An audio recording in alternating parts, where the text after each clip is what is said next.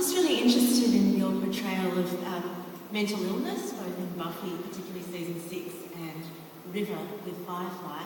I'm just wondering where you get the experience of that kind of fragility. I read about it. I don't have enormous experience with true mental illness. I would say, kind of a romanticized version of it. Because I find when somebody is off balance, I'm able to write them much more easily and eloquently than if they are just speaking to other people the way they do. Drusilla, River, is a character I'm working on now. There have always been characters that, that had that imbalance, and it speaks to me as poetry. Actual mental illness is something that is much more complex and damaging and terrifying. I am terrified of it. It is something that, haunts me a little bit. The idea of my brain being out of control is probably the scariest thing I can think of.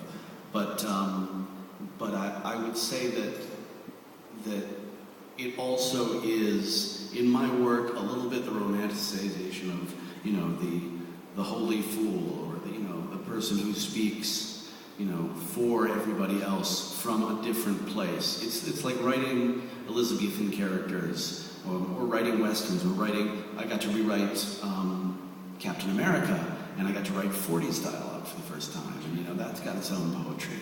But when people have that little tweak to them, it makes them speak to me. I understand them, maybe, better than I understand regular people. He said twitching, slightly. Okay, over here. I was just... sorry. I was just wondering, everyone in this room probably would have loved to work on something that you've kind of done, but is there anything that someone else has done that you would have, loved to, work on? E? I would say Glee, or...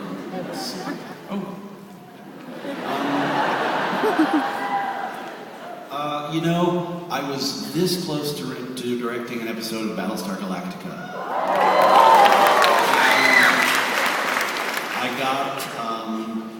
I got Dollhouse off the ground, and I had to back out, and I was secretly thrilled because I didn't want to be spoiled.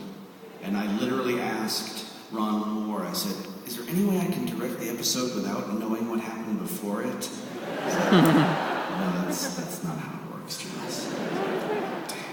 But that's something that I admire and envy so much, and sometimes I wish. Now, I'm going to ask a final question, because I'm awfully sorry, but we've got to get out of here. This is the sad part. But and I know that you're all waiting to ask questions, and I don't know how they can ask them to you, Joss. Is there any way of reaching you online? From my email? Nuts! I don't know how you do things here. You pop up on Whedon-esque occasionally, don't you? Sorry? On Whedon-esque? I do go on there and see what's going on. There is a website. That's how I find out if I have a job.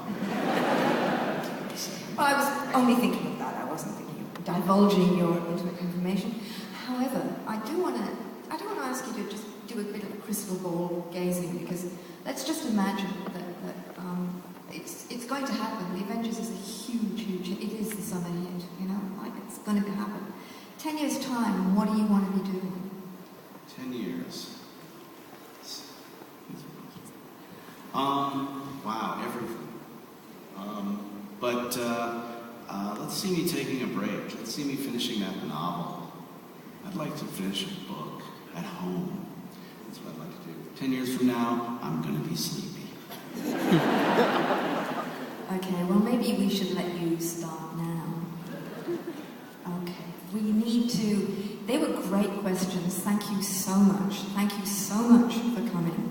And I think the only thing left to do is to say a huge thank you to Joss Whedon for coming all this distance.